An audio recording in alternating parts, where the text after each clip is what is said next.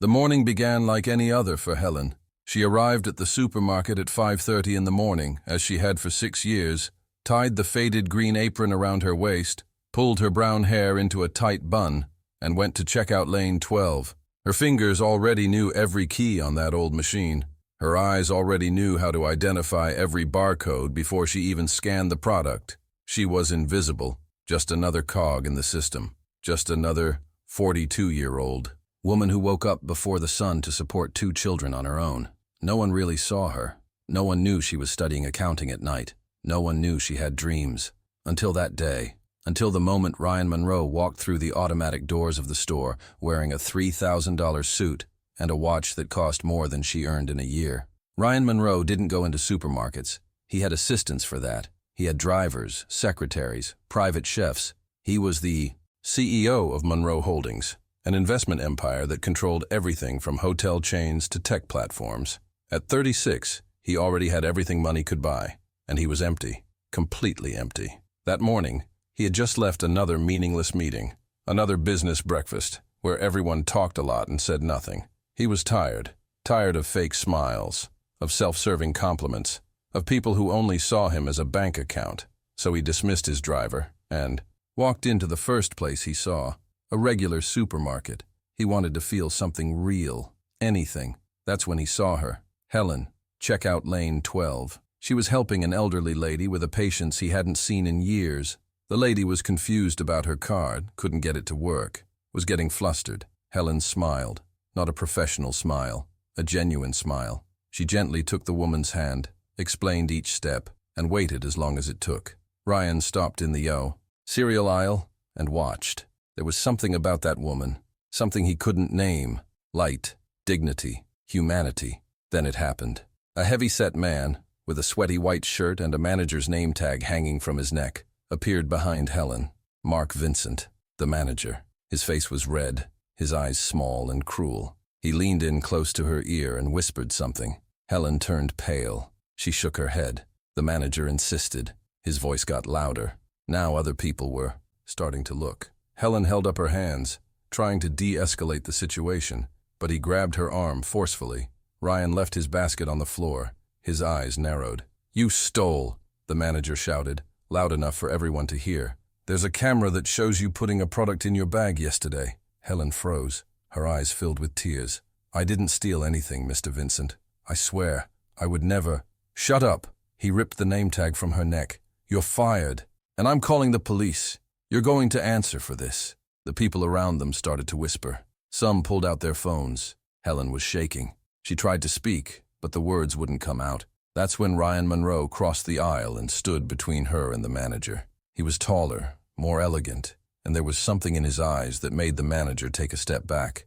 "I was here yesterday," Ryan said, his voice calm and dangerous, "and I saw everything." "She didn't steal anything," the manager stammered. "Sir, with all due respect, you don't—" "I saw," Ryan repeated. "And if you have a recording that proves otherwise, I'd like to see it. Now." The manager turned red. He looked around. People were filming. He was trapped. I'll check again, but..." "You're not going to check anything," Ryan said. "You fired her without proof, in front of everyone, destroying her reputation. That's called slander. And if you don't retract that right now, I will sue you and this establishment for defamation. My name is Ryan Monroe. Google me." The manager's mouth opened and closed. He looked at his phone, typed the name. He went white. I might have been mistaken," he muttered. "Louder," Ryan said. "Repeat it, for everyone to hear." The manager took a deep breath. I was mistaken. I apologize." Helen was in shock. Tears streamed down her face. Ryan turned to her, and for the first time in years, he felt something. Not pity, admiration. "Are you okay?" She nodded, trembling. "Thank you," she whispered. "Thank you." Ryan looked at the manager. "Is she fired?" "No, sir." "Good." He took a card from his pocket and handed it to Helen. "Call me, today. I want to talk to you." And then he left. Helen stood there, holding the card, not understanding what had just happened, not knowing that her life would never be the same. That night, Helen called. She almost didn't. She stared at the card on her kitchen table for 2 hours, while her children slept. She was afraid. Afraid it was a prank. Afraid he wanted something in return. Afraid to hope. But something inside her told her to call. So she called. Ryan answered on the second ring. Helen? His voice was different on the phone, softer, almost vulnerable. Yes, she said. I don't know why I'm calling. I just wanted to thank you again. You don't need to thank me, he said. I did what any decent person would do, but I want to ask you a question. Why do you still work there? She laughed, a bitter laugh. Because I have 2 children to raise. Because I haven't finished college. Because the world isn't kind to 42-year-old women without a degree. There was a silence. How much longer until you finish your degree? 1.5 years. Accounting. What if I offered you a job at my company, with a salary that would let you finish school and take care of your children? Helen was speechless. I'm not kidding, Ryan continued. I saw how you treat people. I saw the patience, the kindness, the dignity. That's rare, and I need people like that. Not to be invisible, to be seen. Why are you doing this? She whispered. Ryan closed his eyes. He was alone in his office, surrounded by glass and luxury, and he had never felt so small. Because this morning, for the first time in years, I saw someone who still cares, and it reminded me of who I used to be. Helen cried. She couldn't help it. When do I start? The following Monday, Helen walked into the Monroe Holdings building, wearing a simple suit she bought at a thrift store, but which she wore with the posture of a queen. Ryan greeted her personally. He took her to meet the team, introduced her as the new human resources assistant, explained that she would have flexible hours to study, and that the company would pay for the rest of her college. People looked at her with curiosity, some with envy, but Helen didn't care. She had a chance, and she wasn't going to waste it. The first few days were hard. Helen knew nothing of that world. She didn't know how to use half the software, didn't understand the corporate jargon, felt lost. But she was a fast learner, and Ryan was always nearby, not as a boss, as someone who believed in her. He would stop by her office, ask if she needed help, explain things with patience, and slowly something began to change between them. Ryan started to realize he couldn't stop thinking about her. It wasn't just physical attraction, it was something deeper. He admired her strength, the way she never complained, never gave up, the way she talked about her children with so much love, the way she smiled when she finally understood something new. She made him feel like the world still had beauty, and he didn't want to lose that. Helen felt it too. She tried to deny it, tried to convince herself it was just gratitude. But when he entered the room, her heart sped up. When he smiled at her, the world felt lighter. She knew it was crazy. He was a millionaire CEO. She was a single mother who could barely pay rent, but the heart doesn't understand logic. One day, 3 months later, Ryan invited her to lunch. Not a meeting, a lunch, just the 2 of them. He took her to a discreet restaurant, far from corporate eyes. They talked for hours. About childhood, about dreams, about fears. Ryan told her he had lost his parents in an accident when he was 20, and he had closed himself off from the world ever since. He had built an empire but had lost himself. Helen told him the father of her children had left when the youngest was born, and she had been on a roller coaster of survival and hope ever since. You are the strongest person I've ever met, Ryan said, looking into her eyes. You don't know me that well, she replied, smiling. I want to. There was a silence loaded with everything they weren't saying. Ryan, she whispered, you know this is crazy, right? I know. He took her hand across the table. But I don't care. For the first time in years, I don't care what's logical. I just know that when I'm with you, I remember who I wanted to be, and I don't want to lose that. I don't want to lose you. Helen felt the tears coming. I'm scared. Me too. But I think it's worth being scared if it's for something real. They started dating in secret. Ryan knew the media would have a field day if they found out. Billionaire CEO dates former supermarket clerk. He could see the headlines, so they were discreet. Dinners in hidden places, walks in parks far from downtown.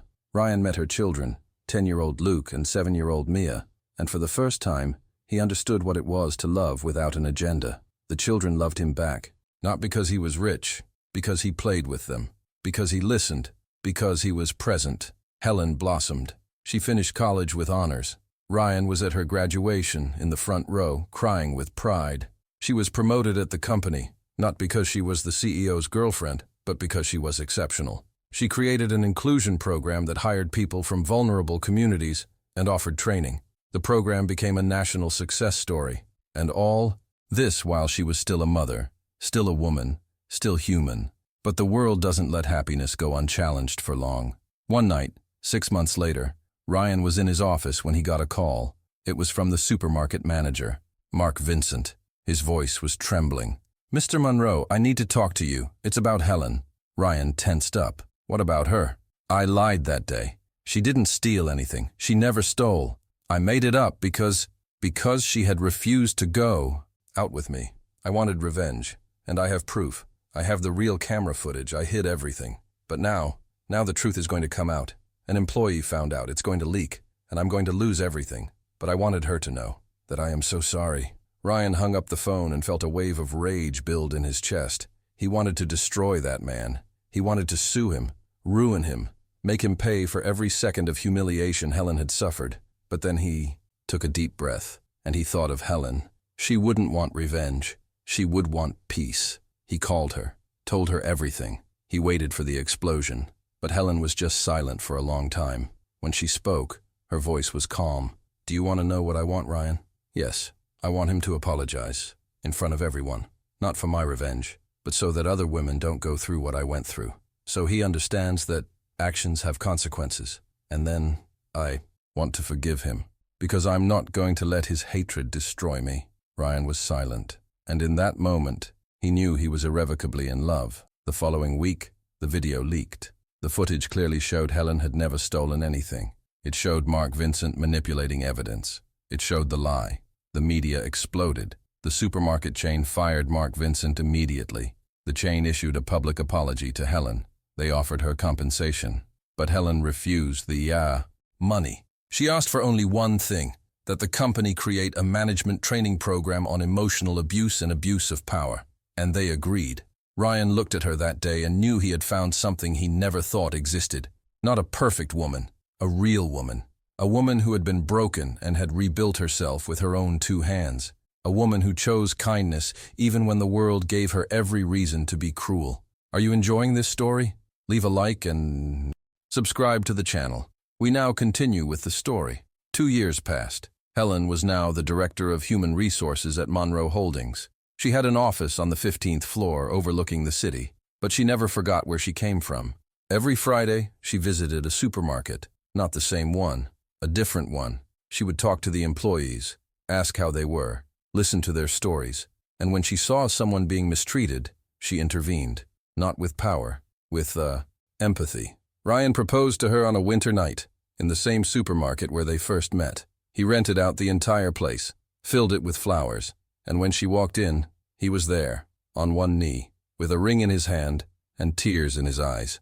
"You taught me how to see again," he said.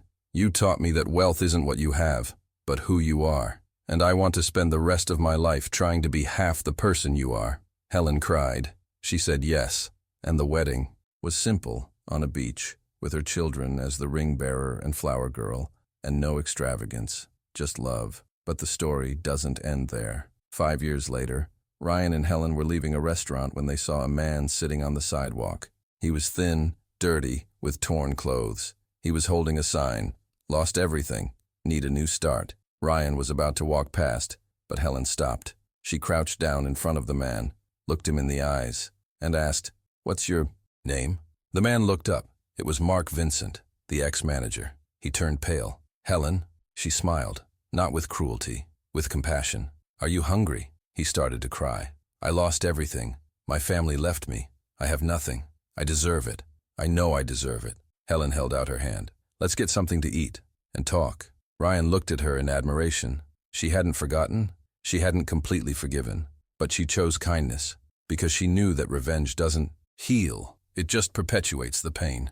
They had dinner together. Helen offered him help, not money, an opportunity. She got Mark a job at a non-profit that helped people with addictions. She didn't do it because he deserved it. She did it because she believed no one is beyond redemption, and because she knew that hatred is a prison where you are the only prisoner. Mark worked hard. 2 years later, he was sober, rebuilding his relationship with his daughter, living with dignity. He never forgot what Helen did, and when he saw a young employee being harassed by her boss, he reported it. He protected her. He repeated the act of kindness that Helen had offered him. Helen and Ryan grew old together. They had one more child. They built a foundation that offered education and opportunities to people from vulnerable communities. Ryan learned that leadership wasn't about power, but about service, and Helen learned that her story wasn't about being saved by a prince, but about being strong enough to save herself and still have enough compassion left over to save others. On a sunny morning, 15 years after that day in the supermarket, Helen was giving a lecture at a university. She was speaking to hundreds of young people about resilience, about dignity, about choosing kindness, even when the world is cruel. At the end, a girl raised her hand. She had frightened eyes and a trembling voice. "How do you keep from giving up when everything seems impossible?" Helen smiled. "You find a reason to wake up. It might be your children. It might be a dream. It might just be the stubbornness to prove you're stronger than your circumstances. And you put one foot in front of the other, every day, even when it hurts, especially when it hurts, because life doesn't reward those who give up. It rewards those who keep going." Ryan was in the audience, hidden in the back. He watched her speak and still marveled, still fell in love. She wasn't just the woman he loved. She was the woman who had saved him from an empty life. She was the proof that kindness is not weakness. It is the most powerful force there is. When the lecture ended, they walked hand in hand across the campus. Ryan stopped and looked at her. "Do you regret anything?" Helen thought. "No. Every pain, every humiliation, every night I cried not knowing how I'd pay the bills. It all brought me here, to you, to this life. And I wouldn't change a thing. Not even that day at the supermarket." She smiled. "Especially that day, because that's where I learned that no matter how invisible the world makes you feel, you are never invisible to the ones who truly matter. And sometimes a stranger sees you when no one else does, and that changes everything." Ryan kissed her. Right there in the middle of the campus, surrounded by students and the future, he kissed her like it was the first time. And in that moment, he knew that the wealth he had built was worth nothing compared to the wealth he had found in her. Years later, when their grandchildren asked how they met, Helen would tell the story, and she always ended it the same way. "I didn't need to be saved. I was saving myself every single day long before he showed up. But he saw me, and when someone truly sees you, when someone sees past the surface and recognizes your worth, it doesn't save you. It reminds you that you were always worthy of being seen. And that's the magic. Not finding someone to complete you, but finding someone who celebrates who you already are." Ryan would add, holding her hand. "And I was a rich man who had nothing, until the day I met a woman who had nothing and taught me that she had everything. Kindness, courage, love, the only things money can never buy." And their grandchildren would listen, amazed, learning that true power isn't in bank accounts but in getting up when you're knocked down, in forgiving when you're hurt, and in loving when the world teaches you to hate. Helen and Ryan's story wasn't a fairy tale. It was better. It was real. It was proof that kindness is not naivety, forgiveness is not weakness, and that sometimes the most beautiful stories begin in the most unlikely of places, in a supermarket, in a moment of injustice, in a second where someone chooses to stay and fight instead of walking by and ignoring. And that choice changes everything. If this story moved you, if you believe that kindness and dignity are worth more than any fortune, leave a heart down below. I want to hear from you. Have you ever been invisible to the world, but seen by someone who changed your life? Do you believe it's possible to find love and purpose in the most unlikely places? Tell your story in the comments. If this story touched your heart, leave a like if you believe kindness is the greatest wealth. Subscribe so you don't miss stories that show that life rewards those who choose kindness even when the world is cruel. Share with someone who needs to believe in second chances. Comment, "I choose kindness." Remember, you are never invisible to those who truly matter. And sometimes, a single act of compassion changes 2 lives forever. See you in the next video with another story.